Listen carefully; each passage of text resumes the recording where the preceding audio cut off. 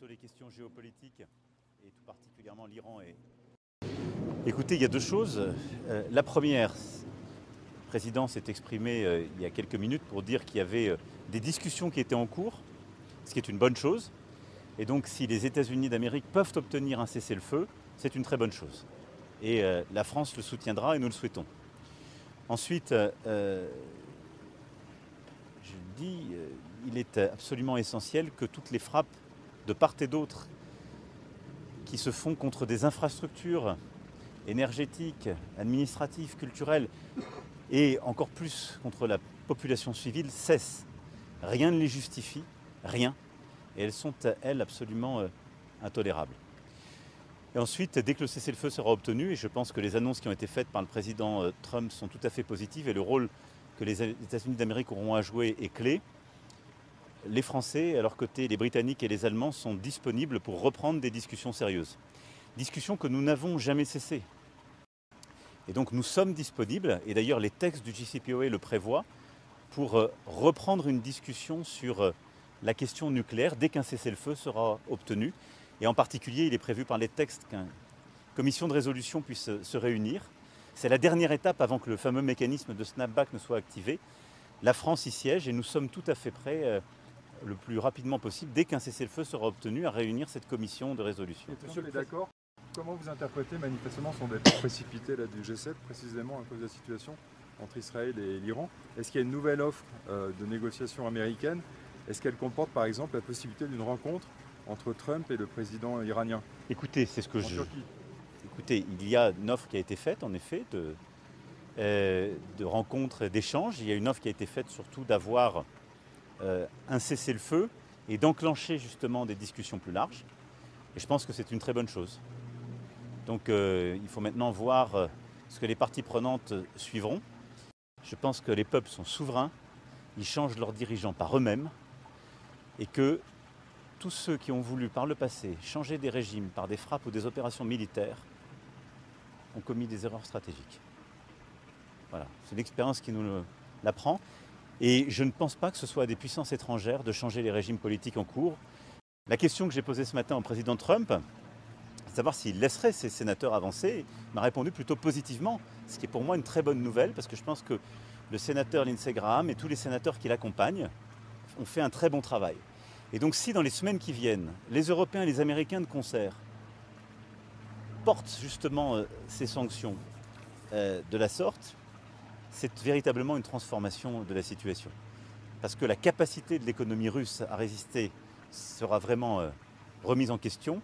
Et parce que surtout, beaucoup aujourd'hui des partenaires qui parfois bénéficient de cette situation, ou qui de fait, par des transferts financiers qui sont faits, aident la Russie dans son effort de guerre, seront beaucoup plus entravés.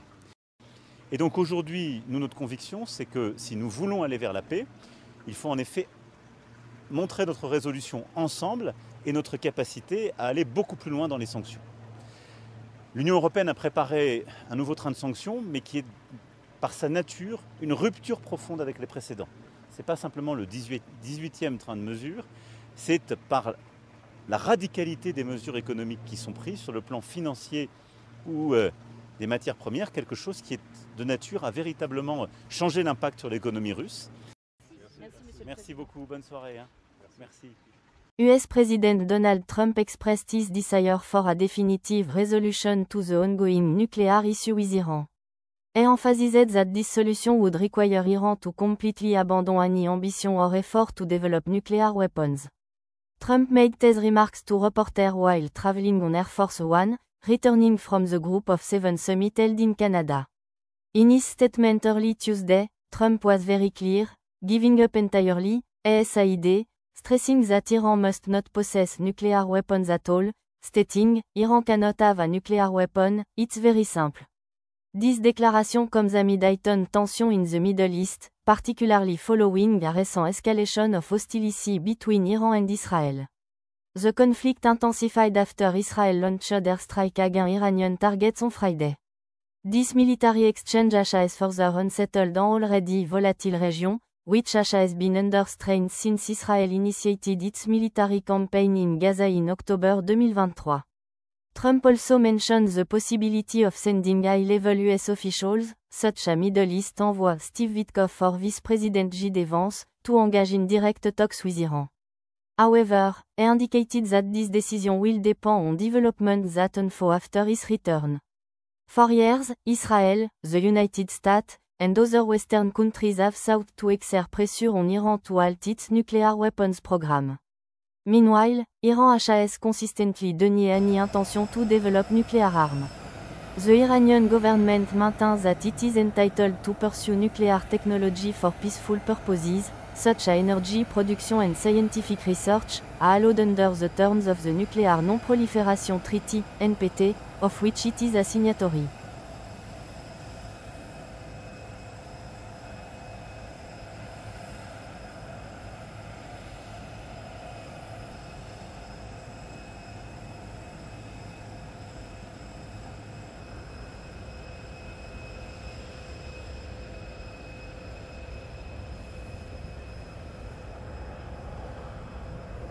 Certainly, here's a rephrased and more detailed version of that passage.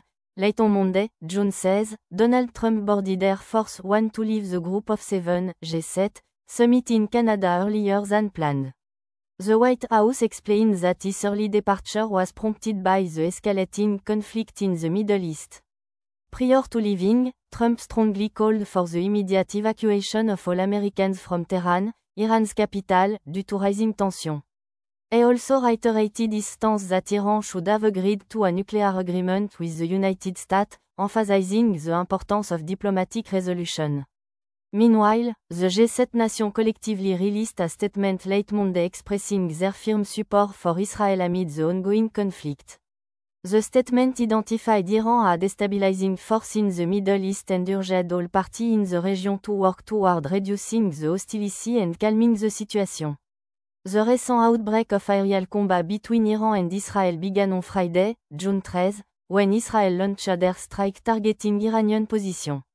This confrontation has heightened concerns in an already volatile region, which has been under intense strain since Israel commenced its military operations in Gaza back in October 2023.